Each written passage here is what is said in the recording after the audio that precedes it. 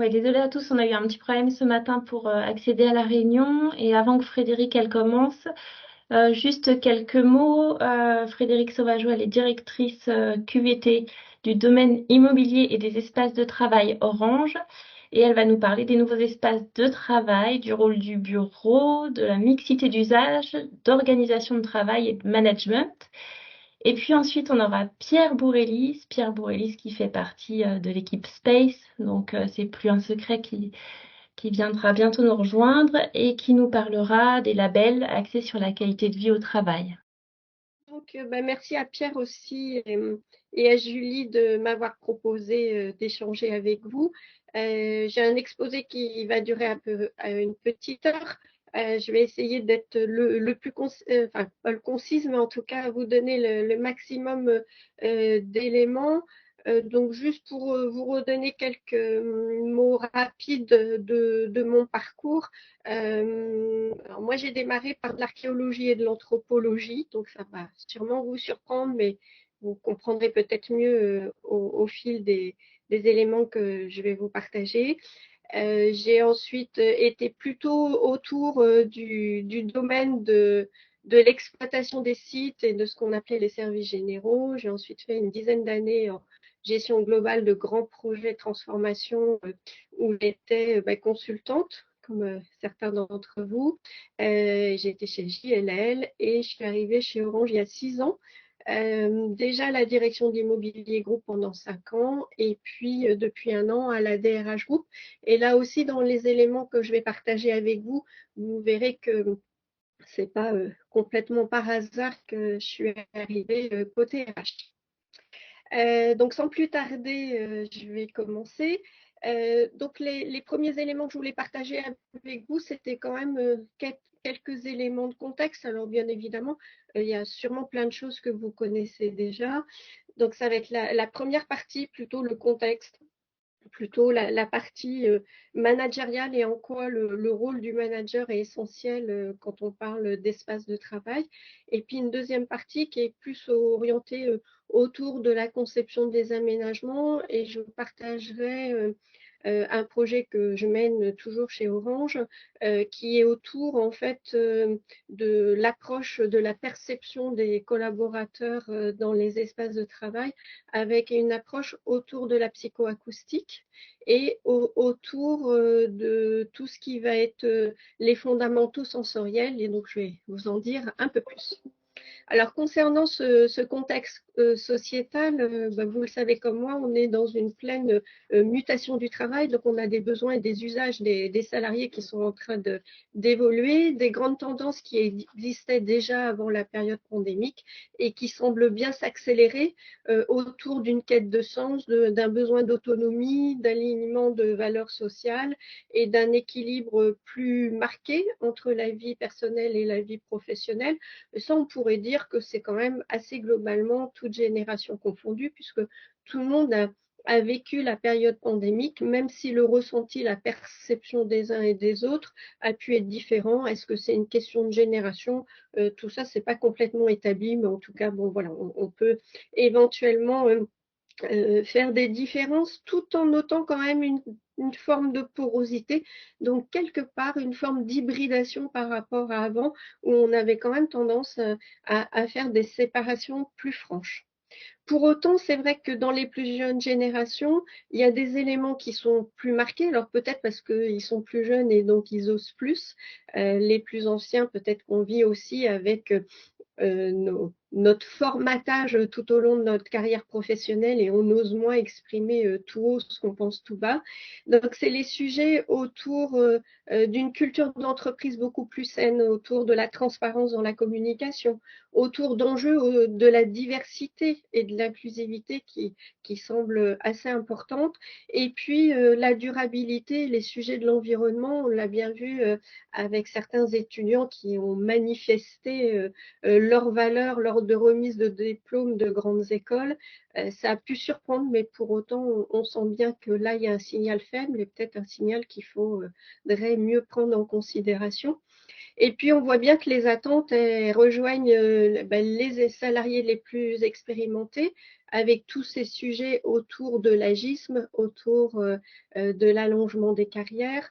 On voit bien qu'il y a des sujets autour aussi du mentorat, d'une continuité et des besoins aussi d'avoir une équité, de pouvoir développer ses compétences, son potentiel et de pouvoir mieux partager avec les plus jeunes générations. Et donc pour moi, il n'y a pas, comme on le dit parfois, une opposition, mais certainement justement là aussi une forme d'hybridation dans cette collaboration, cette coopération qui pourrait certainement et qui nécessiterait d'être accompagnée un peu différemment.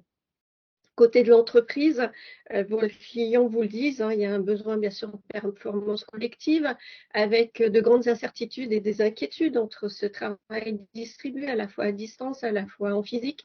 Certains aimeraient bien faire revenir tout le monde au bureau. Finalement, est-ce que c'est le vrai sujet? Qu'est-ce que ça va vraiment changer? Est-ce que ça change quelque chose dans la performance collective, dans la façon de mieux faire ensemble en continuant à cultiver cette culture du présentéisme, ça peut questionner.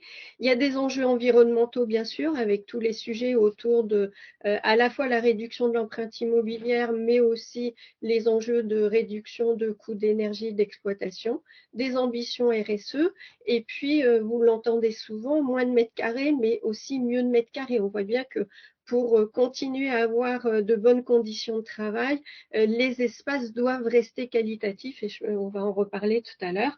Et puis parallèlement à tout ça, il y a tout le développement des outils collaboratifs avec une accélération majeure depuis la période pandémique.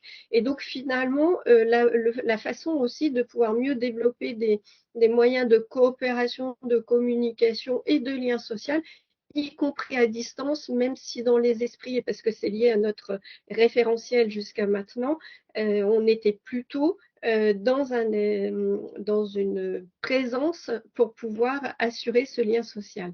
Alors on voit bien que c'est tout un travail déséquilibre qui va être à trouver et à engager. J'ai oublié de dire que je changeais de slide, donc j'en suis à la slide 4, pardon.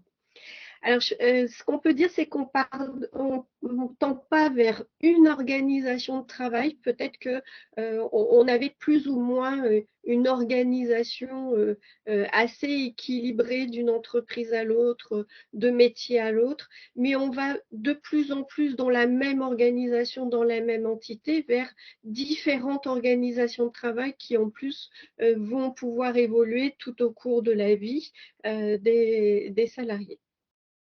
J'en suis à la slide 5. Alors, il y a différentes dimensions de l'espace et j'aimerais qu'on puisse, je vous invite en fait à vous arrêter un instant sur l'espace.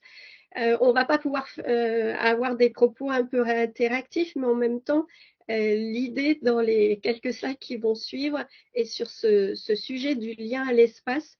Je vous invite à vous interroger, vous personnellement, parce que vous accompagnez des entreprises, vous avez des clients, mais bien évidemment, vous vivez aussi dans les espaces qui sont proposés par votre entreprise, et donc vous-même, vous avez une perception et un ressenti au travers ces espaces. Alors l'espace, si on regarde bien, c'est la somme de plusieurs éléments d'un espace de vie qui va être l'ensemble des lieux fréquentés par une personne ou par un groupe, auquel on additionne l'espace social, c'est l'espace de vie et l'interrelation les uns avec les autres, et puis c'est la valeur psychologique qui s'attache au lieu et qui unissent les hommes à ceux-ci. Donc ça a des aspects sociaux, culturels, individuels, symboliques. Et j'aimerais vous arrêter juste un instant et sans forcément le développer, je communiquerai les slides, donc vous pourrez regarder à tête reposée si vous le souhaitez. Mais les éléments de la proxémie, on n'en parle pas souvent, mais c'est s'attacher à s'attarder un petit peu sur la proxémie, c'est comprendre notre rapport individuel à l'espace, c'est travailler sur qu'est-ce qui va être notre espace intime, en quoi à proximité des autres je garde une zone personnelle, c'est quoi ma zone d'acceptation sociale et quand je suis en public jusqu'à quel point j'accepte la proximité avec les autres. Cet élément-là est intéressant dans le rapport que l'on peut avoir avec l'espace, et j'en suis à slide 7, où finalement chacun va avoir une perception, une ressenti différente. Je vous ai mis le visuel du métro, on est complètement écrasé. Bon, il y a ceux qui vont avoir une certaine forme de tolérance et d'acceptation, il y a ceux pour qui ça va être insupportable, il y a ceux qui pourront pas l'accepter, et pour autant, chacun aura vécu la même chose. Donc vous, qu'en pensez-vous? Et c'est quoi votre rapport aux dimensions de l'espace et à ces sphères? Quand on accompagne des clients, ça peut être aussi des questions intéressantes à avoir en tête, parce que quelque part, certains de nos clients, même si ils ne les posent pas ouvertement, ont ce rapport aussi à l'espace qui est différent, qui fait que en termes d'accompagnement des transformations, il est toujours intéressant de savoir finalement quelles sont leurs craintes, quelles sont leurs opportunités, et finalement c'est quoi ce rapport à l'espace. Dans un monde où on a multiples transformations, ce qu'on observe souvent, c'est que finalement l'espace, du point de vue des managers, c'est un peu le dernier élément auquel ils pensent. C'est un peu comme un millefeuille et c'est la dernière couche du millefeuille. J'évoquais tout à l'heure, et j'en suis en slide 8, au confort psychologique. Donc, je vous ai mis une pyramide de Vischer que vous devez connaître. Sans trop s'attarder, c'est important en fait aussi de comprendre dans quel état l'utilisateur est influencé positivement ou négativement par son espace. En fonction de l'aménagement de l'espace et de la conception de l'aménagement, je vais avoir une influence positive ou négative dans cet espace. Donc, je vais avoir de bonnes conditions de travail ou de mauvaises conditions de travail. Je vais avoir une bonne interaction avec mes collègues ou je vais avoir une mauvaise interaction avec mes collègues.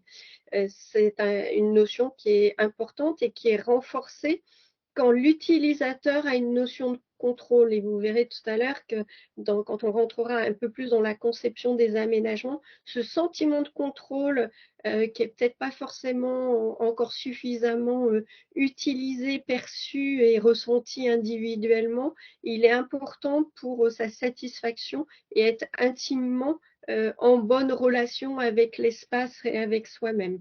Donc ça, c'est à prendre en compte aussi dans le confort fonctionnel dans les espaces. En lien avec ce rapport à l'espace, vous reconnaîtrez ou vous reconnaîtrez certaines des remarques qui sont faites. L'espace, c'est un peu en fait l'élément sur lequel tout le monde ose s'exprimer. C'est parfois plus difficile, et je suis en slide 9, pardon, c'est parfois plus difficile de s'exprimer sur des transformations managériales, sur des transformations de métier. Ça grince, mais c'est pas forcément une expression libre et ouverte. L'espace pour les collaborateurs, c'est un peu le punching ball, le sujet sur lequel il est beaucoup plus simple d'avoir soit des opinions positives, mais très souvent des opinions négatives. Et pour autant, les équipes projets ont mis leur meilleur effort, leur meilleure coordination et ont fait le mieux pour parfois aussi co-construire avec les collaborateurs. Et pour autant, très souvent, il y a une gêne, il y a des choses qui grattent, des points qui peuvent être négatifs. Quand on cherche les causes plus profondes, on se rend compte que finalement, l'espace, c'est un peu le prétexte. Ça aussi, ça peut être des notions intéressantes. Alors, en slide 10, j'ai voulu remettre un peu les macro-tendances que vous connaissez autour de la conscience environnementale. Je l'ai évoqué rapidement tout à l'heure. Autour de plus de collaboration et d'intelligence collective, et ça peut re-questionner le rôle du bureau. Pourquoi je viens sur site, qu'est-ce que je vais y faire, avec qui, comment, de quelles ressources j'ai besoin, ou est-ce que j'ai un avenant télétravail et moi, dans mon avenant, il est dit que je venais 2 jours sur site, donc je viens 2 jours sur site et peut-être que finalement, ma journée de travail sur site en physique, c'est un tunnel de visio et ce tunnel de visio, c'est peut-être aussi comme ça que je fonctionne à distance. Est-ce que ça a du sens de venir sur site? Ça se questionne. C'est aussi les développements de l'intelligence artificielle et de la digitalisation, on en parle beaucoup. Et puis, c'est certainement aussi une mixité des usages. Plus on va avoir cette possibilité d'une multi-offre offerte par l'entreprise, donc travailler à la fois à distance, à la fois peut-être donc à distance, pardon, en télétravail à domicile, mais ça peut être aussi parfois dans des sites de coworking ou de corpo-working interne sur le site d'appartenance. À un moment donné, on se doute bien que si l'offre de service élargit, bien évidemment, l'offre de services à domicile sur le lieu physique de travail va peut-être être différente et c'est toute la réflexion autour du développement du flex office qui est largement engagé par les entreprises. Donc, on voit bien qu'il y a une révolution quand même des modes de travail et qui automatiquement va avoir un impact sur les modes de management, même si on sent bien aussi là que les managers sont des êtres humains comme tout le monde et que l'humain a besoin de temps aussi pour s'approprier de nouvelles façons de travailler, pour manager différemment et finalement l'accélération actuelle pousse à aller plus vite, mais l'organisation pour s'approprier ces changements, finalement, elle évolue pas tant que ça dans les modes de pensée. J'en suis à la slide 11. Alors, qu'est-ce qui se disait il y a 5 ans sur le futur des lieux de travail? Alors, j'aurais pu mettre il y a 8 ans, mais c'est pour essayer de marquer un petit peu avant la période pandémique. Donc, le lieu de travail de demain sera plus souvent en flex office avec donc densification et intensification de l'occupation. Je pense qu'on en est pas très loin, voire ça s'est bien accéléré. Fortement inspiré de l'hôtellerie. J'ai l'impression que parfois il y a des régressions par rapport à ça et pour autant il y a des éléments intéressants dans l'hôtellerie mais qui évoquent aussi l'image peut-être du plus qualitatif alors qu'on parle aussi d'économie. Propice à la circulation de l'information, ça doit certainement être réel, à forte valeur immatérielle, ça se discute peut-être. Une vitrine de l'entreprise qui donnera à voir qui elle est. Ça, je pense que l'ancrage et le marquage de la marque, de la culture d'entreprise est peut-être plus encore importante qu'auparavant parce que finalement, le fait d'avoir des possibilités différentes de lieux de travail nécessite que, notamment dans une entreprise où il y a multi-sites, les collaborateurs aient des repères, des ancrages. C'est un peu le lien à la tribu, le lien avec des références anthropologiques, mais qui s'avèrent réels. C'est un point important, ce marquage de culture et de la marque. Un des éléments centraux de la qualité de vie au travail, et ça c'est incontournable, et je pense que ça fait partie des sujets qu'il ne faut surtout pas oublier, qualité de vie et conditions de travail. D'ailleurs, j'aurais pu mettre QVCT.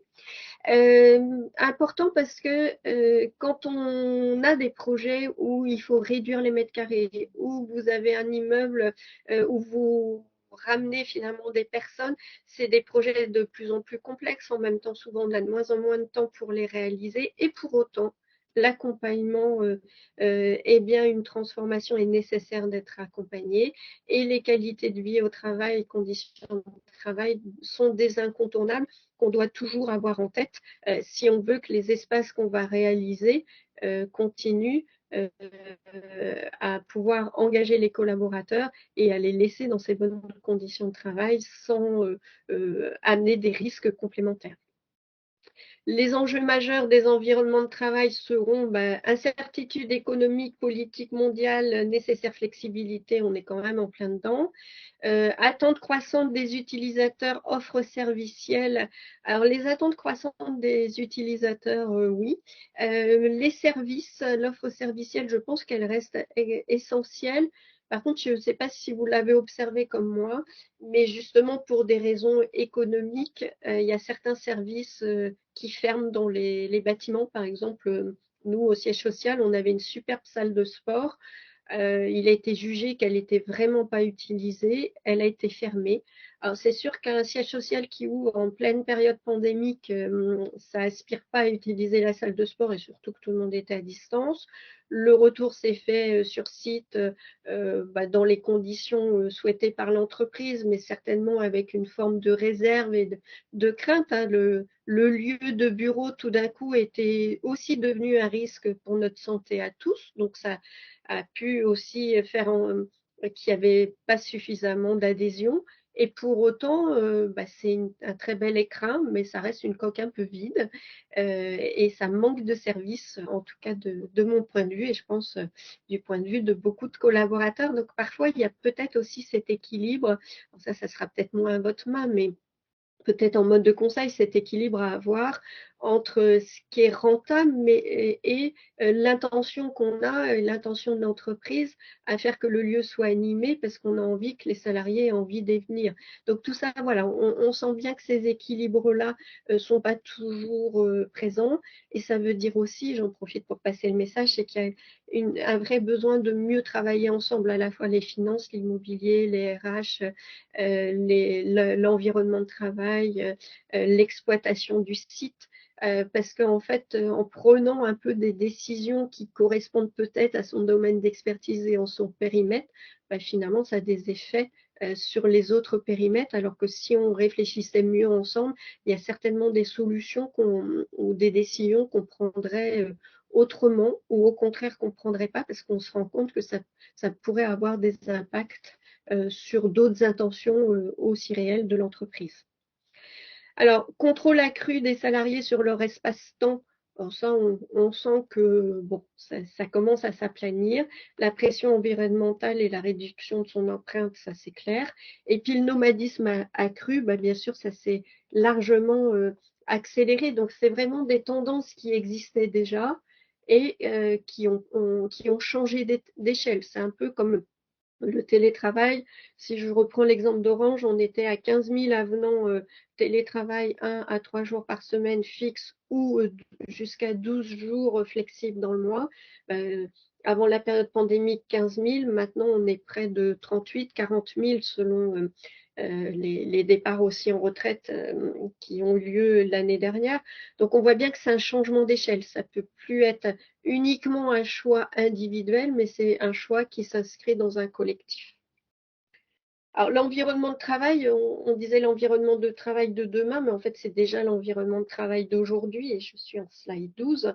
Alors, le hub social, oui, parce que l'homme est un animal social, donc on a besoin de ce lieu fondamental pour la fonction sociale, même si cette fonction sociale, on peut aussi l'avoir de façon qualitative à distance, mais c'est vrai que pouvoir se retrouver, pouvoir faire ensemble, pouvoir apprendre ensemble, échanger nos bonnes pratiques, nos victoires et nos échecs, ben c'est important. Donc le corps social est important.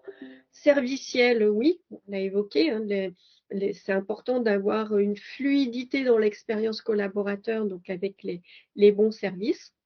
Le soutien du collectif, parce que ça contribue pas uniquement à la productivité individuelle, mais à la productivité collective. Et puis ce rôle un peu d'ambassade, hein, entretenir le sentiment d'appartenance, parce que c'est aussi un levier de la marque employeur pour garder ses talents et être attractif pour ces nouveaux talents. Alors, j'en suis à la slide 13 et je voudrais faire un petit focus sur le point de vue du manager. Alors, j'ai mis quelques visuels entre le présentiel et l'espace-temps, 9h, 18h, la surveillance, le lien, et puis peut-être pour certains encore ce patrimoine professionnel qui était le bureau individuel et qui tend à s'estomper, voire à disparaître. Et slide 14. L'espace traditionnel du management, du point de vue du manager, j'ai repris quelques éléments soit de recherche académique, soit d'articles qui étaient parus. Donc l'espace de travail a un fort enjeu de management et de gestion des ressources humaines, et l'espace est souvent une dimension qui permet de faire ressortir les lignes de force dans ces deux domaines à l'échelle d'une entreprise. C'est vrai que concernant l'espace, le manager, je l'évoquais rapidement tout à l'heure, a du mal à percevoir en quoi il est un outil.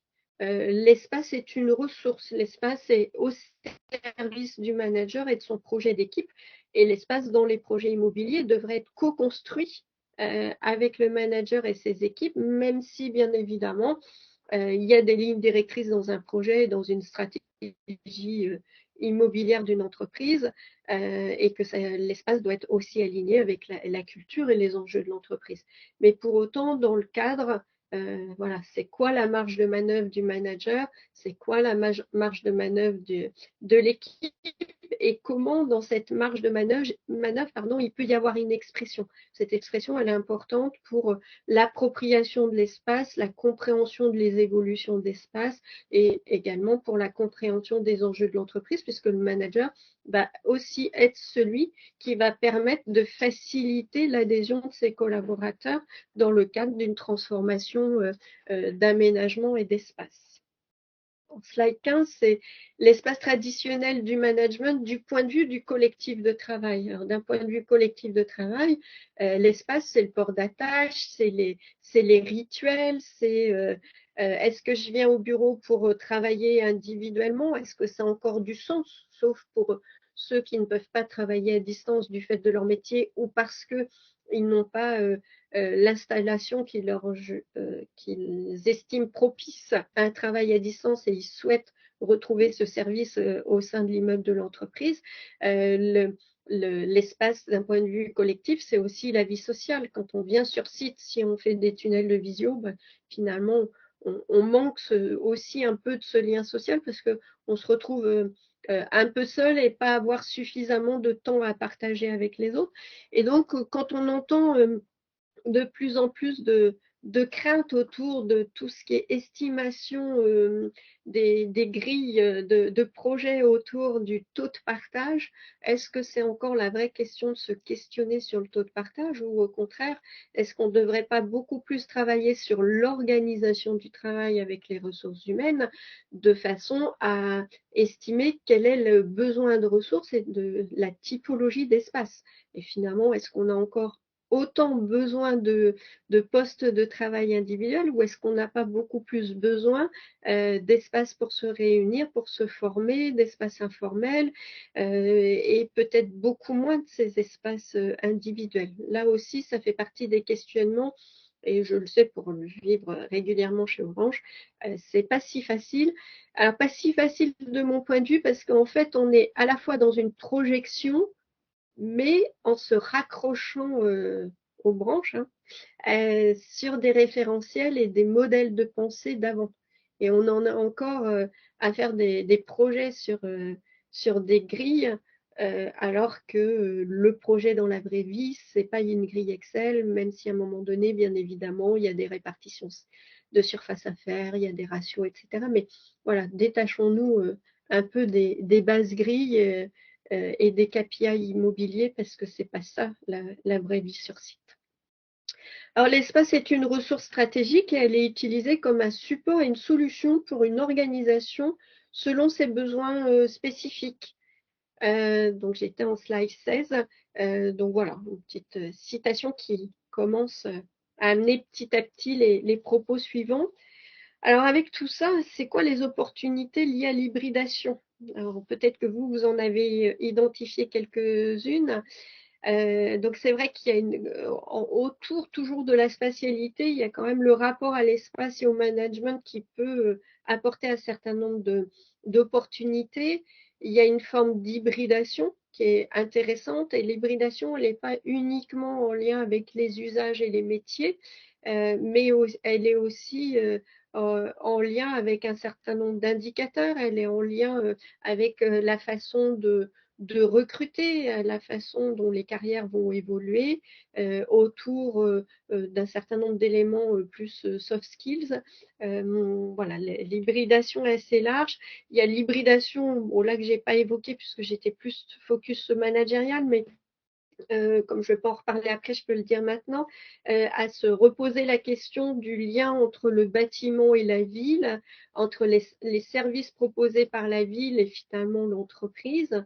On connaît des exemples assez intéressants, comme par exemple les bureaux du cœur, vous devez connaître avec cette ouverture à des personnes qui n'ont pas de logement. Alors, il y a toute une garantie, une association qui accompagne tout ça, mais c'est de se dire, voilà, à un moment donné, j'ai des locaux vides à certains moments de la journée, est-ce que je peux pas les ouvrir à des associations? C'est toute la réflexion autour de la chronicité. J'utilise pas mon espace de restauration ou mon amphithéâtre à tel et tel moment de la journée. Est-ce que finalement, je pourrais pas l'ouvrir à d'autres? Et ça aussi, ça peut participer à l'optimisation des surfaces et de la rentabilité des surfaces. Voilà, c'est pas toujours si simple pour des raisons de sécurité, parfois informatique et autres, mais on sent des réflexions qui vont de plus en plus loin dans ce domaine-là et c'est assez intéressant. Donc l'hybridation redéfinit le rapport à l'espace et au management avec un certain nombre d'opportunités. Le salarié, il va y trouver une vraie valeur identitaire.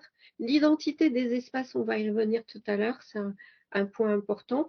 Et tout ça, ça peut contribuer bien sûr à sa satisfaction, à son engagement et à son confort. Alors, l'hybridation, slide 19, elle redéfinit aussi le rapport à l'espace et au management. On voit bien que d'un point de vue managérial, vous le savez comme moi, on ne peut pas forcément avoir la même posture que si tout le monde était en physique tous les jours. Il y a une question d'équité à travailler, on n'est pas tous égaux. Il y a le besoin de mieux prendre en compte la perception et le ressenti individuel. Il y a le besoin d'organisation.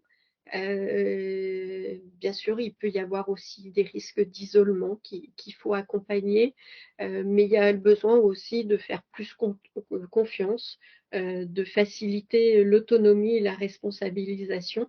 Donc, tout ça, ça ne se décrète pas, hein, ça s'accompagne petit à petit. Les managers qui étaient encore très dans le contrôle ont encore un peu de mal à prendre une posture de coach, ont parfois encore un peu de mal à pas être dans le surcontrôle. Combien de managers vous disent encore télétravail, il y a télé, si mes collaborateurs sont en télétravail le vendredi, bah, c'est qu'ils ne travaillent pas. Enfin, voilà, il y a tous ces éléments de suspicion à aplanir, à faire disparaître pour que bah, cette organisation distribuée soit beaucoup plus fluide. J'en suis à slide 21. Alors, chacun a son rapport à l'espace. On va rentrer petit à petit dans le sujet de la perception du ressenti dans les espaces. Alors, avec des invariants, l'espace et sa singularité, tout ça, ça peut être lié en fonction de la personnalité, de la culture, de son histoire personnelle. De mon point de vue, tout le monde ne le partage pas, mais la standardisation des espaces et de la façon de concevoir l'espace ne serait pas une bonne chose et pas une bonne chose pour tout le monde parce que chacun individuellement, qu'on ait ou pas une spécificité individuelle reconnue, on a chacun notre mode de fonctionnement et rentrer dans un moule de standardisation. Or, bien sûr, il y a ceux d'entre nous qui s'y conformeraient et voilà, s'y habitueraient, mais ça pourrait engendrer beaucoup plus de risques psychosociaux qu'on en a déjà. Je n'ai pas fait de focus sur le baromètre autour des risques santé, autour des pourcentages de dépression qui sont observés, mais les chiffres au niveau monde et au niveau France sont assez alarmants et sont en progression constante. Donc il y a une vraie attention quand même dans cette conception des aménagements qui peut participer, même si ce n'est pas le seul élément, à garantir un meilleur bien-être, un meilleur équilibre psychique pour les collaborateurs. Et le sujet de la santé va certainement arriver de façon beaucoup plus prégnante et importante dans le cadre de l'entreprise dans les prochaines années, au-delà même de toutes les entreprises qui ont déjà des cabinets médicaux, assistantes sociales, etc., psychologues du travail.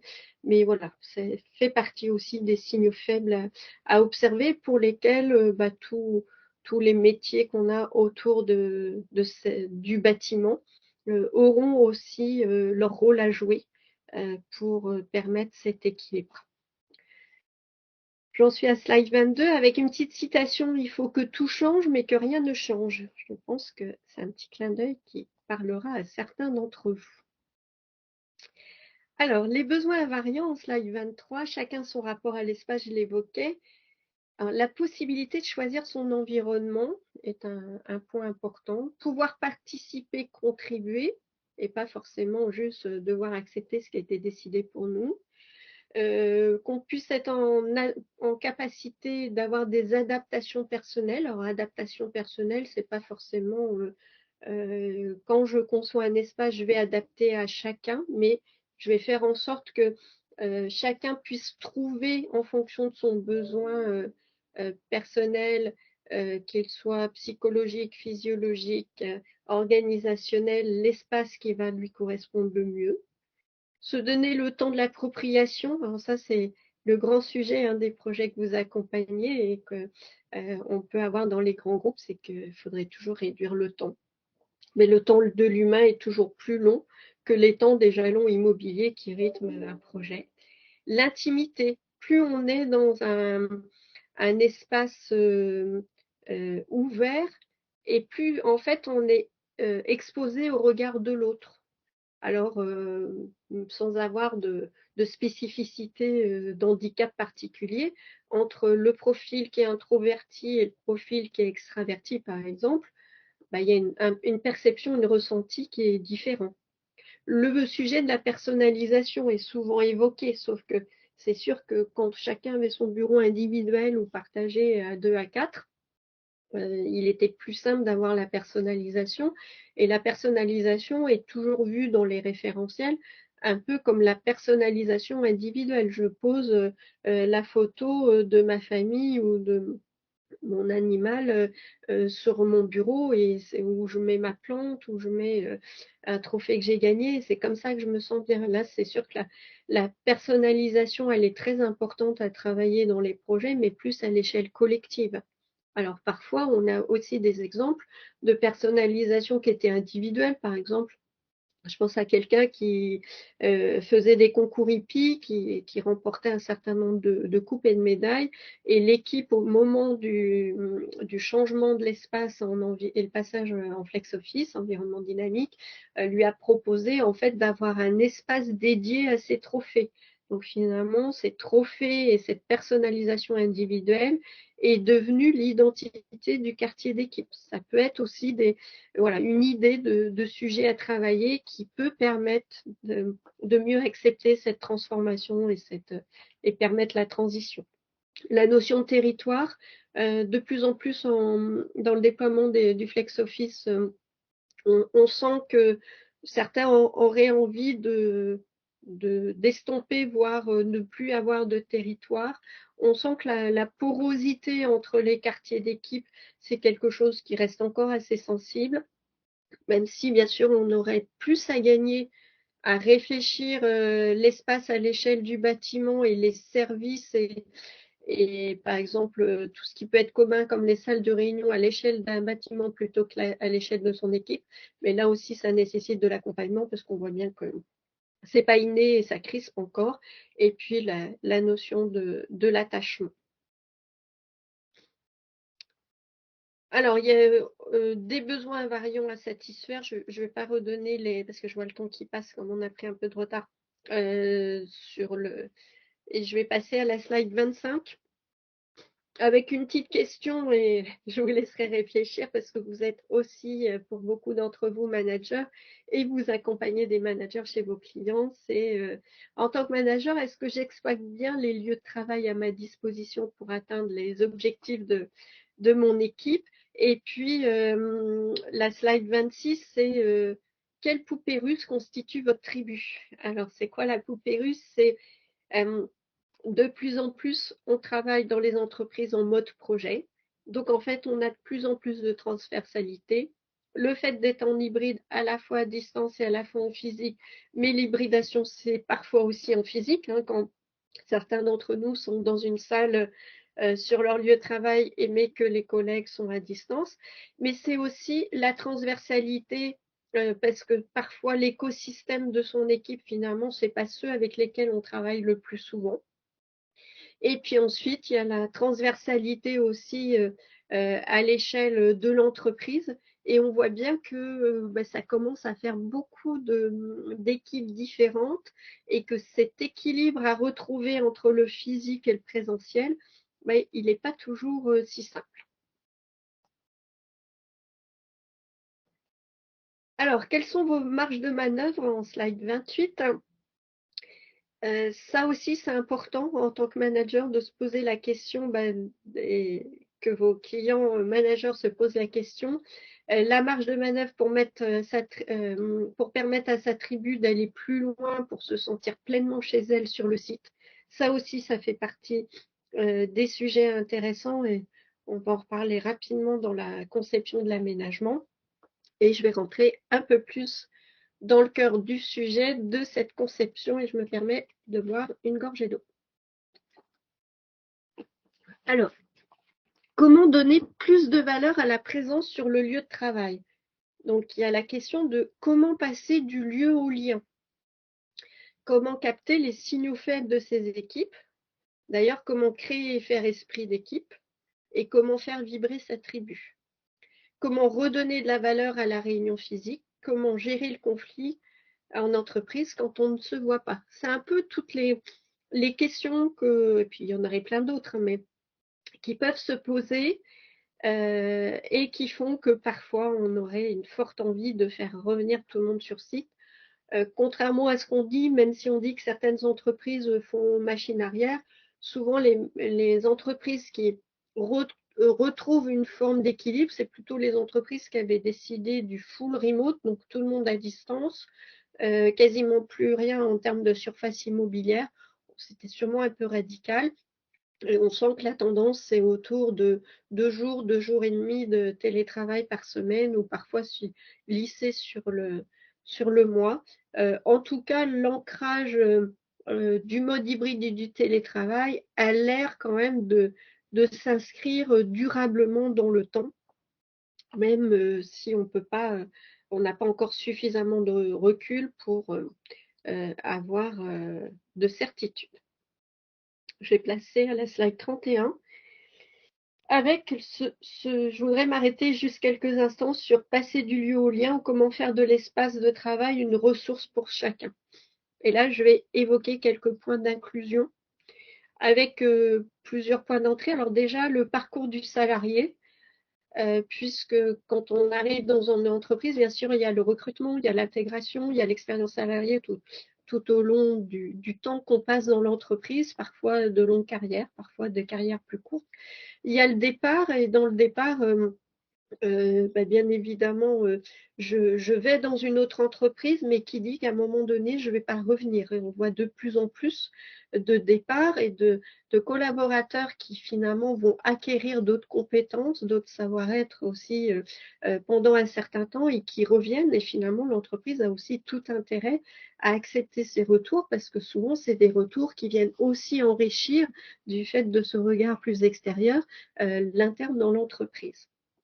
Cette inclusion, elle est parfois pas encore suffisamment partagée et accordée pour des profils ayant une reconnaissance en RQTH, donc reconnaissance RQTH ayant une reconnaissance d'handicap. J'aimerais évoquer que 80% des handicaps sont invisibles, donc ça c'est important à avoir en tête. Et un autre pourcentage que j'aimerais évoquer, c'est que 6% des étudiants en situation de handicap, depuis seulement 3 ans, atteignent un niveau Master 2 ou école de commerce ou école d'ingénieur. Ça, c'est un point important parce que c'est un vrai sujet de société. Pour l'instant, malgré beaucoup de communication qui est faite, les entreprises ne sont pas complètement préparées à accueillir ces jeunes diplômés sur le marché du travail. Parce que pour la plupart d'entre eux, enfin pour tous, mais ce que je veux dire, c'est que quand ils arrivent au pied de l'immeuble, ils ne déposent pas leur handicap dans un casier comme on dépose son casque de moto pour aller passer sa journée de travail et qu'ils reprennent tranquillement le soir en repartant chez eux.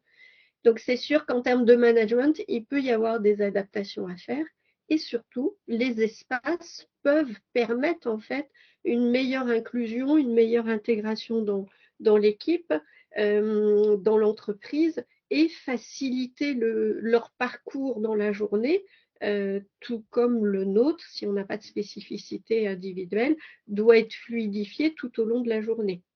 Alors, Bien sûr, c'est le cas pour les personnes en fauteuil roulant ou au-delà d'un tampon Socotec ou autre qui dit que le bâtiment est accessible PMR, bah, faisons faire les parcours des collaborateurs réellement en fauteuil roulant et on se rend compte hein, qu'il y a toujours énormément d'obstacles et d'écarts entre la certification du bureau de contrôle qui certifie par rapport à des normes réglementaires, alors que finalement, si on allait reprendre certaines normes des bâtiments recevant du public, on arriverait à être beaucoup plus dans des normes d'usage. Faire les parcours avec les collaborateurs permet aussi que les espaces ne soient pas des obstacles pour eux avant même de pouvoir atteindre ces espaces. C'est un point qui me semble très important puisque je suis en slide 33. Nous sommes dans un déploiement des environnements dynamiques et flexibles assez massifs dans les entreprises. Donc, pourquoi pas, mais avec des points d'attention. Les points d'attention que je voulais évoquer, c'est ne pas limiter la vision temporelle de l'occupation. C'est-à-dire qu'on a tendance à traiter une situation de handicap très souvent par une adaptation de poste, alors que beaucoup pourraient ne pas avoir besoin de poste adapté. Par contre, plus on va ouvrir les espaces, plus la flexibilité va devenir la norme pour tous dans les bâtiments. Est-ce qu'on ne prend pas le risque d'aller restigmatiser davantage des personnes en situation de handicap qui jusque maintenant étaient pas trop mal accompagnées en entreprise et de façon un peu transparente parce qu'à part l'équipe, personne ne s'apercevait qu'il y avait une situation particulière. Est-ce qu'on ne va pas recréer aussi une forme de jalousie? Ah bah toi, tu as de la chance, avec ton handicap, tu as droit à un poste attribué, moi j'ai plus de position attribuée. Ça, malheureusement, on l'entend. Donc voilà, c'est un point important. Moi, je travaille beaucoup aussi sur une réflexion autour de ce qui pourrait être des personas, c'est-à-dire comment à chacun des étages de mon entreprise, j'ai une déficience visuelle, ben, je vais retrouver un poste qui a le bon positionnement par rapport à la lumière, qui sera peut-être adapté pour moi à 80% et les 20% restants, ce sont mes besoins personnels, c'est lié à l'ordinateur qui a une autre configuration, à mon téléphone qui est autrement aussi. Ben voilà, ça fait partie aussi des réflexions à avoir. Alors d'autant plus que pour des réflexions de réduction d'énergie, très souvent on se pose la question, par exemple, je ferme 3 étages le vendredi. Oui, mais moi, mon avenant télétravail, il dit que je suis en télétravail, pardon, par exemple, mardi, jeudi. Bah, comme j'avais un poste adapté lié à mon handicap, est-ce que du coup, bah, moi, je suis obligée d'être en télétravail le vendredi parce que mon étage est fermé alors que c'est pas mon avenant télétravail, alors que mes collègues qui, eux, ont le même avenant télétravail que moi, bah, eux, ils peuvent quand même venir dans l'entreprise, mais parce qu'ils iront à un autre étage. Donc, il y a un raisonnement aussi d'équité à avoir dans toutes les décisions que l'on prend pour transformer les étages, pour répondre aux enjeux environnementaux et énergétiques. Et parfois, voilà, il y a des décisions qui se prennent de façon encore trop unilatérale en fonction du domaine auquel on doit répondre et peut-être pas suffisamment collective. Voilà, ça fait partie des messages que je passe aussi. J'en suis en slide 34 et je voudrais aborder ce que vous attendez, qui est autour du parcours sonore. Alors en fait, moi j'ai travaillé avec un designer sonore parce que dans la plupart de nos projets tertiaires, on avait toujours des expertises demandées par les partenaires sociaux par rapport au bruit. Et puis pourtant, la direction de l'immobilier faisait souvent appel à des bureaux techniques acoustiques. Finalement, bien sûr, on peut avoir parfois des adaptations à faire, mais on n'était quand même pas si loin des labels et des normes, on les respectait plutôt bien et pourtant il y avait toujours des inconforts et des plaintes. Je me suis aperçue en travaillant avec ce designer acoustique que dans les hôtels, le bruit est plutôt un son et c'est une ambiance et pas une nuisance. Alors qu'en fait, en espace tertiaire, le bruit est toujours une gêne et une nuisance.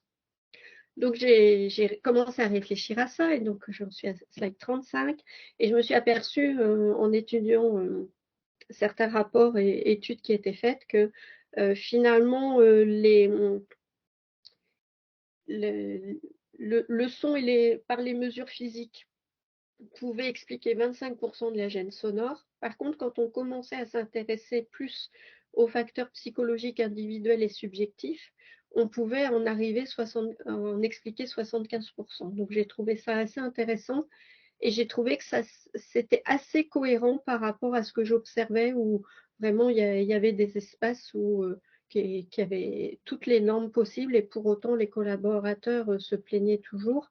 Alors j'ai cherché à savoir pourquoi ils se plaignaient et je vais refaire le lien avec mon histoire de millefeuille de tout à l'heure, où finalement l'espace physique, c'est aussi le lieu d'expression de mal-être et de causes parfois un peu plus profondes.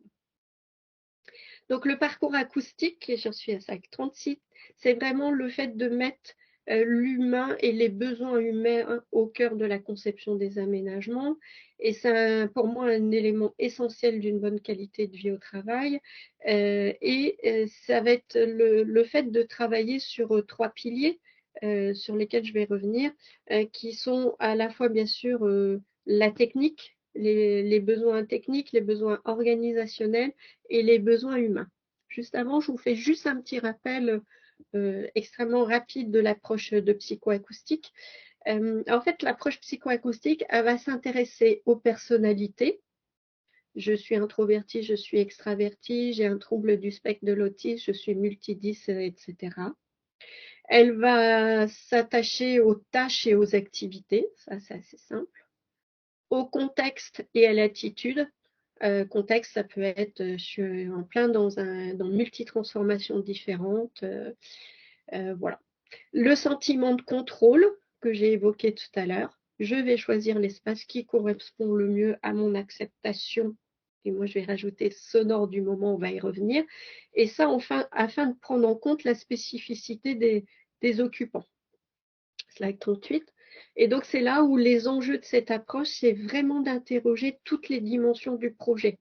Alors, vous me direz, moi, mon rôle, c'est plutôt de m'occuper des enjeux techniques, certes, mais dans une équipe projet, il y a aussi ceux qui doivent s'occuper des enjeux humains et ceux qui accompagnent les enjeux organisationnels. Donc, l'idée, c'est bien de fusionner les trois, même si ça peut être des porteurs différents, de façon à pouvoir apporter des éléments en cohérence avec les besoins. Slide 39. Le petit focus que je fais, c'est sur le bruit. Est-ce que notre perception au bruit est objective? Alors non, parce qu'en fait, elle va varier selon certains périmètres. Je suis dans un espace ouvert, j'entends deux collègues qui échangent entre eux. Ils viennent me déranger dans mon travail individuel, je devrais être fâchée. Sauf que le sujet qu'ils évoquent me permet d'avancer sur un projet que je pensais aborder dans 3 heures, finalement, vous n'entendrez pas la personne pester et dire ils m'ont dérangé. Par contre, la même tonalité de conversation d'un point de vue décibel même des mêmes personnes ou d'autres personnes, peu importe, vient me déranger à un autre moment de la journée sur une tâche individuelle et en concentration que j'étais en train de mener, mais le sujet ne m'intéresse pas, là, je vais me sentir agacée. Alors, bien sûr, il va y avoir plusieurs possibilités. C'est peut-être que les personnes qui interagissent dans l'espace ouvert auraient dû aller chercher la bulle ou l'espace informel qui permettait d'échanger sans gêner le voisin. Mais ça peut être aussi, parce qu'on se rend compte que ça, c'est un peu la théorie, mais que dans la pratique et la vraie vie, c'est pas toujours si facile. Peut-être que le sujet, c'est aussi, à un moment donné, si moi, à titre personnel, je me sens moins bien, la technique ne pourra rien faire parce que c'est d'un point de vue décibel, il n'y a pas grand-chose à refaire et c'est moi qui suis gênée. C'est peut-être aussi à moi à ce moment-là d'aller chercher l'espace qui me correspond le mieux. Alors les causes subjectives, ça peut être les causes objectives, pardon, ça peut être lié à des inconforts donc psychologiques de l'usager, ça peut être avoir peur de l'avenir, ça peut être lié à des changements managériaux, donc ça peut être plein de choses. En objectif, c'est plutôt, alors là, on peut mieux régler, c'est tout ce qui est autour de l'économie, tout ce qui est autour de l'environnement. J'ai trop chaud, j'ai trop froid, de l'inconfort lié au bruit, communication orale, mais avec des absorptions acoustiques qui peuvent être faites. Et puis, parfois, il ne faut pas oublier qu'on peut avoir des gènes et on se dit, bah mince, j'ai vraiment tout traité, tout est fait au mieux. Et c'est ce que j'appelle un peu, enfin je suis pas la seule d'ailleurs, l'effet cocktail inversé, c'est qu'en fait c'est trop silencieux. On a tellement travaillé l'acoustique, mais d'un point de vue technique, qu'en fait le mal-être il est lié au silence. Et ça, je ne sais pas si vous en avez déjà eu l'expérience, mais moi j'ai déjà expérimenté à titre personnel et j'en ai souri moi-même puisque je travaille sur ces sujets, mais ça m'est déjà remonté de certains projets. Un autre point que je voulais évoquer, je suis en 41, c'est les modifications des repères sphère privée, sphère collective qui s'accentuent suite à cette période pandémique, puisque pour certains d'entre nous, on est très bien installés à domicile et donc on a l'habitude de travailler de façon silencieuse, harmonieuse et dans un environnement de travail qui nous plaît, qui est notre domicile. Alors, je mets de côté volontairement puisque là, c'est pas le sujet, ceux qui ne sont pas dans de bonnes conditions. Mais ce qui veut dire que quand on revient sur site, même ceux qui ont le plus de tolérance et d'acceptation des autres et de l'environnement de travail peuvent être encore plus qu'avant gênés par cette expression collective et qui s'explique aussi parce que pendant longtemps, beaucoup de sites, on était en confinement, donc très peu de gens pouvaient venir sur le lieu de travail et certains, en fait, se sont habitués à s'exprimer comme s'ils étaient seuls chez eux sur des immenses plateaux où il n'y avait pas grand monde. Et tout ça, en tout cas, moi, j'observe que cet équilibre-là, il n'est pas encore si facile à trouver et que sur le petit schéma que je vous ai mis entre sphère collective, sphère privée et le bruit qui est au milieu, bah, cette surface bruit, en fait, elle prend de plus en plus de place et c'est important d'en avoir conscience. Donc, en fait, le parcours acoustique, ça va être une approche qui va passer d'une approche actuelle qui est très concentrée sur les solutions acoustiques, donc techniques acoustiques, à une approche prenant mieux en compte la perception et usage humain. Et nous sommes en slide 43 avec juste la notion que si on veut être plus inclusif, il faut arriver à avoir une meilleure porosité, hybridation et mélange. C'est-à-dire que l'exclusion, c'est mon équipe est au troisième étage, moi je suis en fauteuil roulant, il n'y a rien qui est, je ne peux pas rejoindre le troisième étage parce qu'il n'y a pas le bon élévateur, bah, je suis exclue de mon collectif. Là, et je ne peux pas rentrer dans le bâtiment.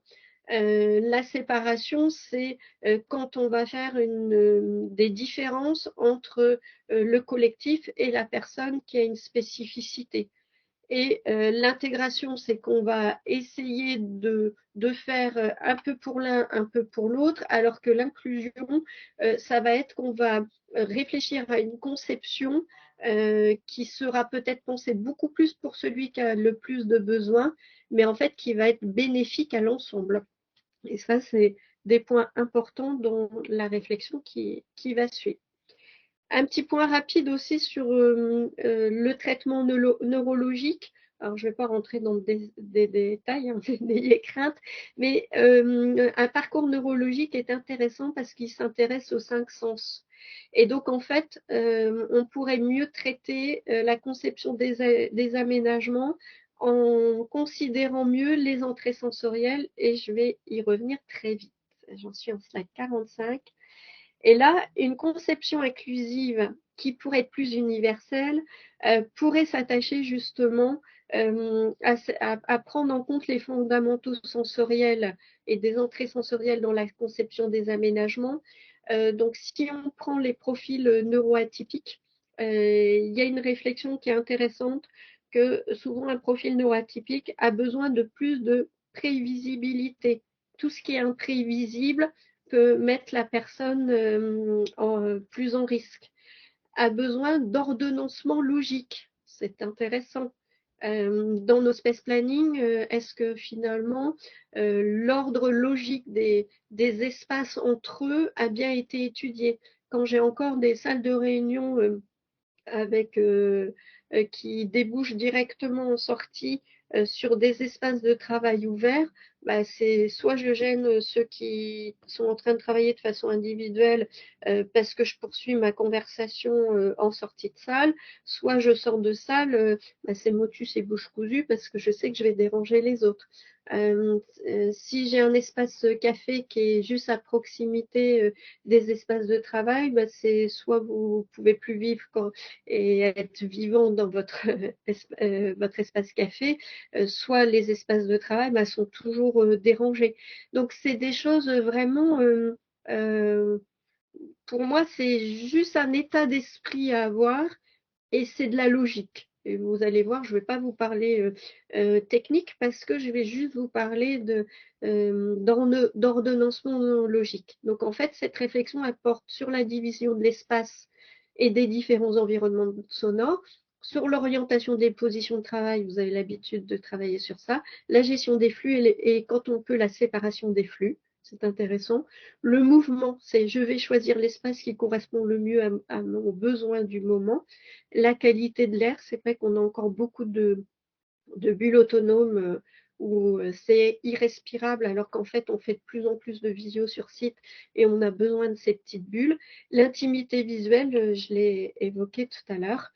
Et donc c'est vraiment l'idée sur slide 46, d'un parcours collaborateur qui va faciliter l'accessibilité et l'inclusion parce que en fait il permet une utilisation fluide et équitable de l'ensemble des solutions d'aménagement et des équipements qui sont mis à disposition sur site, donc une flexibilité dans l'usage, une utilisation simple et intuitive, et puis un effort physique minimal, ça c'est important aussi. Donc en fait, on a travaillé sur trois bases sonores. On aurait pu imaginer, je suis en slide 47, imaginer travailler sur plus de bases sonores, puisque en fait, parfois, il peut y avoir des questionnements entre deux environnements sonores, mais comme déjà, c'est pas forcément la façon de travailler, il était important de ne pas trop complexifier. Donc, pourquoi trois environnements sonores? Un premier environnement qui va être autour des espaces apaisés et silencieux qui vont permettre de se concentrer. Un deuxième environnement qui va être autour des espaces confidentiels qui permettent de collaborer, pardon. Et puis, un troisième environnement que j'ai caractérisé comme espace vivant, dynamique et sonore, et qui vont être plutôt pour se détendre, s'inspirer, et qui peuvent permettre aussi de travailler. Je vous ai mis en slide 48 cette forme de schéma, et vous verrez qu'on y retrouve en fait à peu près l'ensemble des espaces qu'on peut retrouver dans une typologie de bâtiments tertiaires avec quelques mots-clés et on va passer à la slide suivante qui vous donne en fait le schéma classique que vous connaissez avec les différentes actions qu'on peut être à mener au cours d'une journée. Et en quoi c'est plus inclusif? C'est qu'en fait, en travaillant mieux l'interfonctionnement entre les espaces, la séparation des flux, les marqueurs sensoriels dans un espace, si je travaille sur la couleur, sur les contrastes, par exemple, je vais travailler sur la lisibilité de l'espace. Ça peut être, par exemple, je mets sur une porte bibliothèque. Si je rentre dans un espace qui s'appelle bibliothèque, c'est soit parce que j'ai besoin de travailler de façon individuelle sans avoir de sonnerie de téléphone ou de collègues qui viennent me parler, mais ça peut être aussi j'ai par exemple un trouble du spectre de l'autisme. J'ai parfaitement appris les codes de l'entreprise, donc je me comporte tout à fait dans les codes avec mes collègues en cours de journée. Seulement, moi, ça me nécessite, même si personne s'en aperçoit parce que c'est invisible, une adaptation, une suradaptation. À un moment donné, je peux avoir besoin en fait de baisser ma charge mentale et de me recentrer avec moi-même. Ben, je vais choisir d'aller travailler quelques instants dans cet espace bibliothèque. Mais ce n'est pas forcément parce qu'à ce moment-là, j'ai besoin de travailler sur un dossier individuel et sans téléphone. C'est plutôt parce que j'ai ce besoin personnel. bah, si dans cette bibliothèque, le designer ou le chef de projet s'est fait plaisir parce que c'est le seul espace où il a pu réellement s'exprimer et faire exprimer son talent et qu'il a mis des visuels qui stimulent d'un point de vue cérébral, qui incitent au mouvement, qui incitent à s'exprimer, bah, en fait, on a tout raté parce que la salle, elle est super jolie. Celui qui était venu pour travailler individuellement et sans stimuli sonore, bon, peut-être qu'il n'y prêtera pas plus attention que ça et ça ne l'empêchera pas d'effectuer sa tâche et d'être performant tel qu'on l'attend de lui. Par contre, celui qui venait parce qu'il avait besoin de décharger sa charge mentale et de se mettre dans sa bulle, bah, en fait, l'ambiance de l'espace va au contraire à nouveau stimuler son cerveau. Et donc, bah, là, on a tout raté. Alors que si dans le même espace, on avait respecté la fonctionnalité et l'image que renvoie l'espace, on aurait choisi toujours dans les visuels autorisés par la marque de l'entreprise un visuel plutôt portant sur un cours d'eau, sur une image apaisante, les contrastes et les couleurs qui vont bien. Et ben, chacun aurait trouvé en fait le besoin qu'il avait en rentrant dans cet espace-là. Et c'est là où je dis que ça coûte pas plus cher en fait de se poser la question. C'est juste qu'il faut essayer en fait d'aller plus loin dans cette réflexion autour de l'intention, de la fonctionnalité et des besoins. Et donc avoir des espaces qui immédiatement et intuitivement sont beaucoup plus identifiables en termes de contraste acoustique, en termes d'ambiance, de lumière, de cloisonnement, ben, ça permet en fait de lever toute ambiguïté sur les attentes comportementales et sur la fonctionnalité et l'intention de l'espace. Alors ça permet une meilleure lisibilité et compréhensibilité. Et puis, ben, dans les repères visuels et dans les pictos, parce que après, bien sûr, il faut travailler la signalétique, ça a son importance pour répondre aux meilleurs besoins du plus grand nombre. Donc en fait, l'idée, c'est vraiment que, je suis en slide 52, c'est vraiment l'espace qui s'adapte aux usages et aux besoins pour mieux prendre en compte la perception des salariés et cette friction entre les frictions et conflits entre les deux sphères privées et collectives qui créent et gênent l'inconfort. Et vous pourrez mettre toute la technique que vous voulez, vous ne pourrez pas l'empêcher. 3 environnements sonores, ça peut être plus, mais en tout cas, ça peut répondre à ce besoin d'aller choisir l'espace qui correspond le mieux à mon acceptation sonore du moment, au-delà même du besoin d'usage et de métier.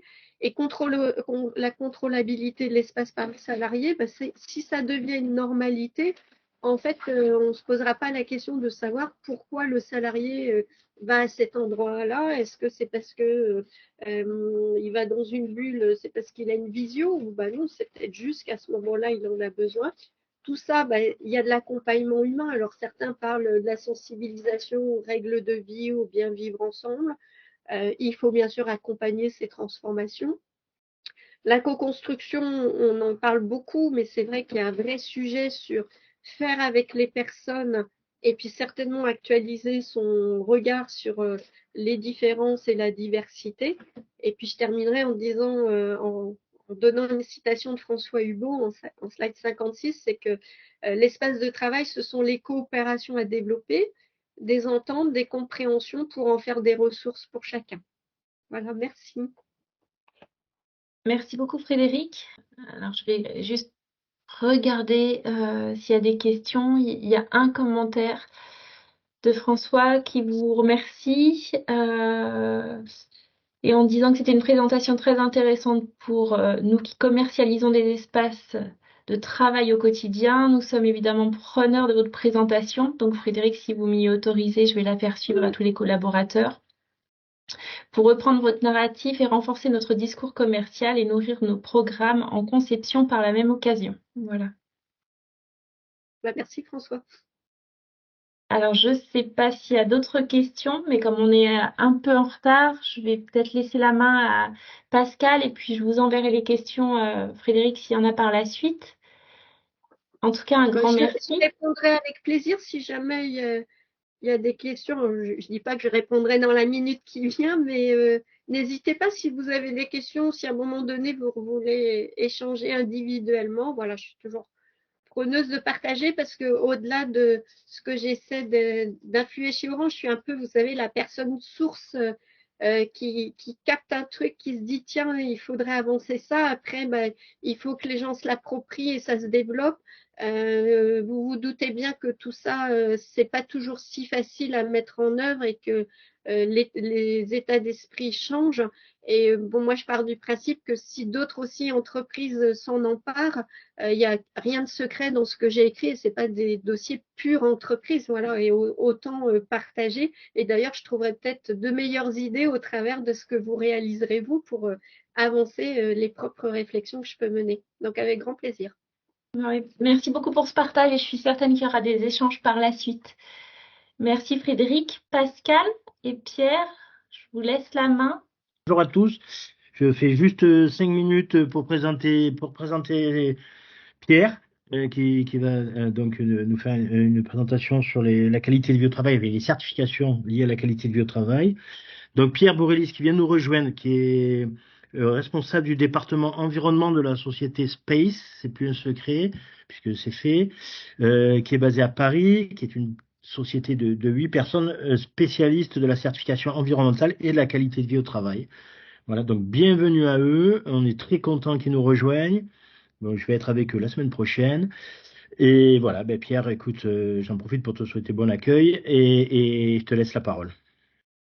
Merci Pascal. On est ravis du coup de rejoindre les équipes de Pascal pour renforcer l'aspect certification, développement durable et le groupe Essor, en général.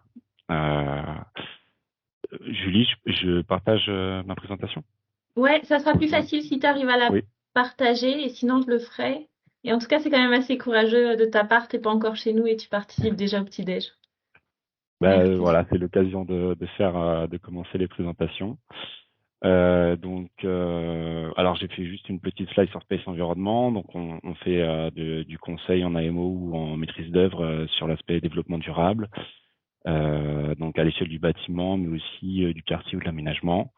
Que ce soit simplement une démarche ou pour viser une certification. Et voilà, et on a les compétences pour faire les études techniques environnementales associées. Carbone, analyse en cycle de vie, études thermiques, lumière naturelle. Donc, ce qui m'était demandé aujourd'hui, c'était de vous présenter parmi la myriade de certifications et labels possibles pour les projets de construction de rénovation, ceux qui pouvaient être adaptés pour le bien-être et la qualité de vie au travail. Et donc, parmi ceux-là, j'ai sélectionné donc le label Osmose et la certification WELL. Pourquoi un label? Alors, là, on est un peu dans le retour à la grille. Pardon, Frédéric. D'abord, ça fait un cadre de référence qui est reconnu. Donc, autour duquel, qu'il faut voir comme un outil, en fait, autour duquel le projet ou l'équipe va pouvoir avoir des réponses, des débuts de réponses concrètes aux enjeux qualité de vie au travail et pouvoir se positionner. Voilà, ça nous intéresse moins. Comment on l'intègre au projet. Donc, c'est un outil qui va pouvoir alimenter le projet. Ensuite, le label de certification, bien sûr, il y a l'aspect validation du projet par un tiers qui permet d'avoir une reconnaissance extérieure. Et puis, enfin, c'est toujours un atout pour la communication. Alors, sur le label Osmose, donc, c'est un label français qui est délivré par Certivia après un audit sur site, après réalisation. Donc, le référentiel est assez complet et reste ouvert. Et s'inscrit du coup dans une logique de support à la démarche, avec des outils aussi qui sont proposés par Certivia pour faire un diagnostic initial assez rapide sur tous les sujets en lien avec la qualité de vie au travail qui peut se faire en ligne. Hein, c'est très facile à trouver. Tout un questionnaire qui permet d'avoir déjà une idée de où on se situe par rapport à cela au moment de commencer. Donc c'est articulé autour de 6 enjeux sociétaux: la santé environnementale, l'hygiène de vie, l'équilibre vie privée et vie professionnelle, la communication et le lien social, les fonctionnalités et la démarche collaborative. Donc c'est vraiment un label qui a été pensé pour s'inscrire dans cette démarche de qualité de vie au travail. Aujourd'hui, dans les informations que j'ai, il y a 22 projets qui ont été à ce jour labellisés. Pour le périmètre d'application, donc il y a 3 leviers d'action sur lesquels qu'on peut viser soit individuellement, soit collectivement. Le cadre bâti, l'aménagement. Donc là, le cadre bâti, ça va vraiment être le bâtiment et comment la structure va pouvoir permettre, la structure et l'enveloppe vont pouvoir permettre de poser les bases, de pouvoir répondre par la suite à la qualité de vie au travail. L'aménagement intérieur des locaux. Donc là, c'est pareil, la réponse à ces questions-là dans tout ce qui est aménagement des espaces. Et après, un dernier levier qui est l'animation RH. Donc ça s'applique principalement à l'activité de bureau. C'est possible pour d'autres types d'activités, mais ça se fait dans une discussion avec l'organisme certificateur. Et c'est valable pour une durée de 1 à 3 ans au choix au moment de l'inscription, de l'enregistrement du projet. Pour donner une vision un peu plus globale des différentes thématiques qui sont évaluées dans les enjeux. Donc voilà une présentation pour chacun des enjeux des différents thèmes. Donc sur la santé environnementale, on a la qualité de l'air intérieur, la qualité de l'eau, l'ambiance visuelle, l'ambiance acoustique et l'ambiance thermique, donc tout ce qui va être confort, les ondes électromagnétiques. Pour l'hygiène de vie, l'activité physique, l'alimentation, la fatigue et le repos, l'accompagnement individuel à la santé, la propreté et salubrité et l'interaction avec la nature. En équilibre vie privée et vie professionnelle, il va y avoir tout ce qui est transport et mobilité, le service aux utilisateurs, la conciliation des temps et télétravail, le rythme de travail et la déconnexion, la vie personnelle et familiale. En communication et lien social, on a donc la communication, la convivialité et cohésion d'équipe, l'appropriation et personnalisation, la diversité et non-discrimination, et culture et valeurs. Enfin, en fonctionnalité, nous avons sécurité et sûreté, maîtrise de l'environnement, qualité d'accès et d'usage, qualité digitale, diversité et gestion des espaces, flexibilité et adaptabilité. Et enfin, en démarche collaborative, donc la démarche qualité de vie au travail et son pilotage, l'articulation à l'organisation du travail, la collaboration des aménagements, le suivi, les enquêtes et l'amélioration continue. Donc voilà, comme je disais, c'est un référentiel qui est assez complet et qui cherche à encadrer, enfin à aller poser des jalons, enfin des pistes de réflexion et des exigences sur tout ce qui va être en lien avec la qualité de vie au travail. Pour avoir juste sur une petite partie là, ces transports, une idée de ce que ça peut être. Donc sur le transport, vous voyez, là c'est simplement trois des exigences. À droite, on a les différents leviers, donc bâti, aménagement intérieur et animation RH. Et donc en fait, selon les exigences, les leviers vont être concernés ou pas et avoir un nombre de points associés qui vont être différents. Donc c'est un seul référentiel qui va s'appliquer en fonction des différents leviers qui sont poursuivis. Et donc là classiquement sur la favorisation du vélo, ça va être une surface de plancher associée pour les locaux vélos. On l'offre sur les véhicules électriques et mieux connaître l'offre de transport et le stationnement sur site ou à proximité, donc avec des informations des collaborateurs et des visiteurs. Ça, c'est vraiment une petite partie du référentiel, mais c'est pour vous montrer en fait ce qu'il peut y avoir comme type dans le détail, comme type d'exigence et comment ça s'applique. Donc les niveaux. Donc c'est un label qui n'a pas de niveau. Il n'y a qu'une seule exigence, c'est d'avoir sur chaque enjeu, donc les 6 enjeux qui étaient présentés au départ, 30% des points et 50% des points en moyenne sur l'ensemble des enjeux. Voilà, donc il faut aller piocher et c'est libre dans chacun des enjeux les exigences qui semblent pertinentes et intéressantes pour le projet ou pour l'équipe. Donc les frais de certification, ça dépend de la taille des projets et du nombre de leviers d'années certifiées, mais il faut compter entre 10 et 15 000 euros. Et après, pour les frais d'accompagnement et d'études, ils seront inférieurs à une certification classique environnementale type HQE ou BREEAM. Voilà pour le label Osmose. Pour la certification WELL, donc là, c'est une certification américaine qui est délivrée par l'Institut, l'International Well Building Institute, donc qui est très axé sur comment dire, assez technique et axé sur la science et axé bien-être et santé. Et la certification se délivre après des mesures sur site de différents indicateurs très précis sur la qualité de l'air intérieur, sur la qualité de l'eau. Donc ce sont des mesures physiques qui sont réalisées sur site, en plus on va dire de tout l'aspect documentaire, qui permettent de valider cette certification. Donc le référentiel est très précis et argumenté sur la base des recherches scientifiques sur les thématiques qui sont abordées. Les thématiques qui sont abordées, donc nous avons l'air, donc qualité de l'air, la qualité de l'eau, l'alimentation, la lumière, le mouvement, le confort thermique, l'acoustique, les matériaux, l'esprit et la communauté. Et donc là, c'est une autre échelle puisqu'il y a déjà plus de 25 000 projets internationaux qui sont certifiés. Le périmètre d'application, donc ça s'applique au projet de construction, rénovation et aménagement intérieur. Ça peut aussi s'appliquer au logement collectif. Et donc ça porte sur les travaux qui sont réalisés, mais aussi sur la politique RH et conditions de travail, et les conditions de travail des occupants, mais en étant quand même un peu moins axé qualité de vie au travail globalement que le label Osmose. Et vraiment confort et santé. Et donc c'est un référentiel qui s'adapte aussi aux projets qui sont livrés en blanc et donc dont on ne connaît pas les occupants. Ce qui est le cas aussi pour le label Osmose quand on s'intéresse au levier d'action bâti.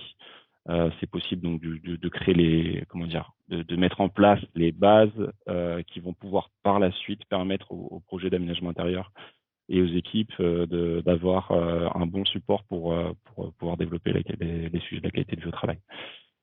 Et il est valable 3 ans et renouvelable. Donc quelques exemples d'exigences sur les différentes thématiques. Donc sur l'air, on va avoir des seuils de qualité de l'air avec des mesures. Donc par exemple sur les niveaux des particules 2.5, enfin PM10, PM2.5, sur les différents gaz toxiques, les dioxydes d'azote, le monoxyde de carbone, etc. Il y a des exigences sur les débits d'air neuf en fonction du nombre d'occupants, la filtration.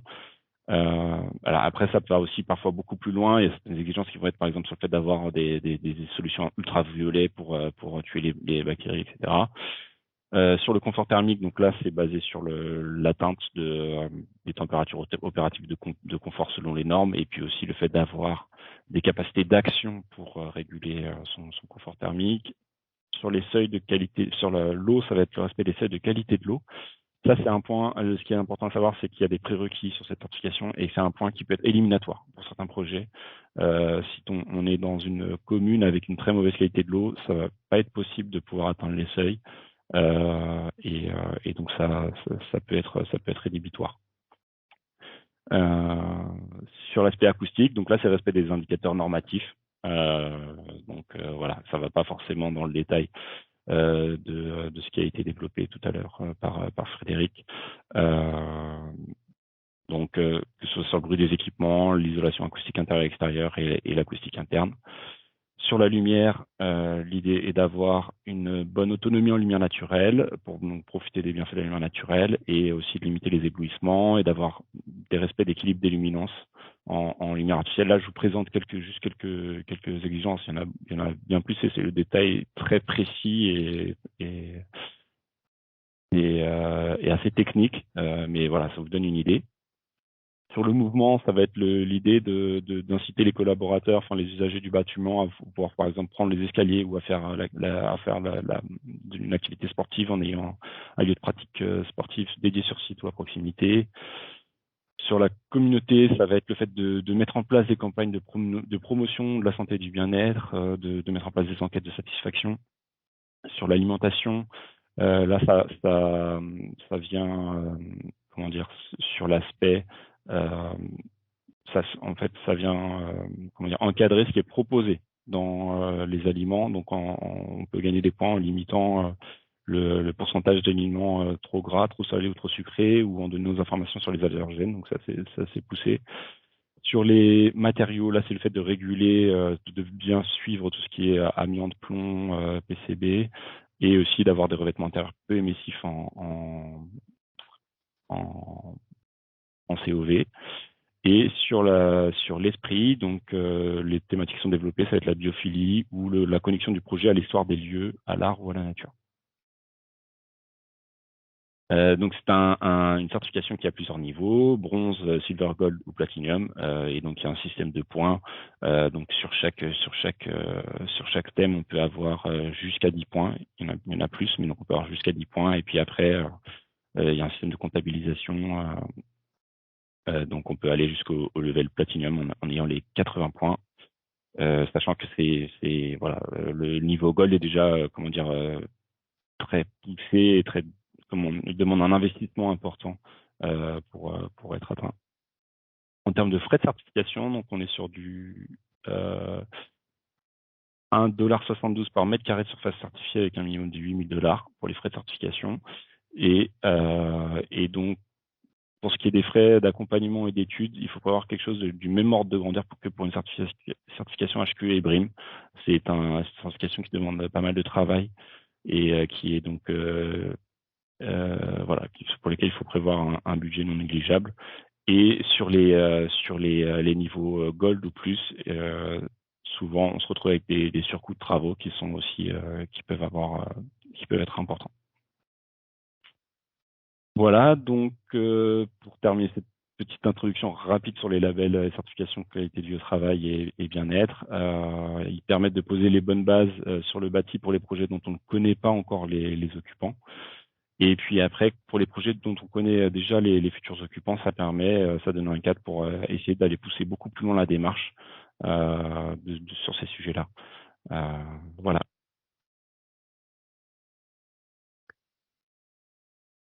Merci beaucoup, Pierre. J'arrive au terme de cette présentation, donc j'ai essayé de faire un peu rapide.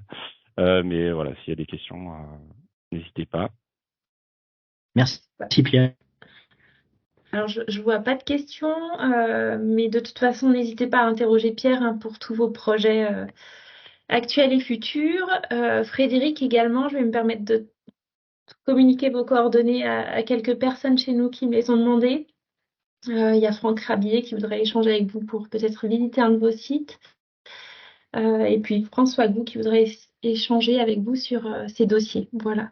Est-ce que tu veux rajouter quelque chose, Pascal? On t'entend pas. Pascal? Mon micro, décidément. Je disais peut-être que Pierre peut nous expliquer quelle est la différence entre Well et Osmose, en fait. Quel est l'avantage d'en prendre une ou l'autre des certifications? Alors, alors déjà, ça va dépendre sur les projets. Enfin, en fonction il peut y avoir des demandes en fonction des investisseurs ou en termes de visibilité, ça va pas être la même chose. Le Well, c'est par exemple sur des bâtiments de bureaux dans Paris qui visent des entreprises anglo-saxonnes. Bon, bah, ça a beaucoup plus de visibilité, donc ça dépend déjà de cette stratégie-là. Après, le Well va vraiment être très technique. Centré sur la santé et le bien-être et plus lourd en termes de suivi pour le projet et très précis. Et le Osmose va être plus ouvert et plus un accompagnement à la démarche qualité de vie au travail. Voilà, et donc et vraiment un référentiel français avec beaucoup moins de visibilité internationale. Donc très intéressant, mais voilà, ne vont pas viser les mêmes publics et ont une approche un peu différente de ce point de vue-là. D'accord, merci. Bon ben voilà, Space est chez nous, donc vous n'hésitez plus maintenant à les solliciter pour du Well, de l'Osmose ou bien sûr de la HQE, du BRIM, etc. Voilà. Merci beaucoup. On va clôturer et puis on vous souhaite une bonne journée, un bon week-end. Merci Frédéric, merci Bonne Pierre. journée à tous. Merci Merci. Julie pour l'organisation. Au revoir. À bientôt. Au Au revoir. revoir. Salut, merci Pierre. Ciao, ciao.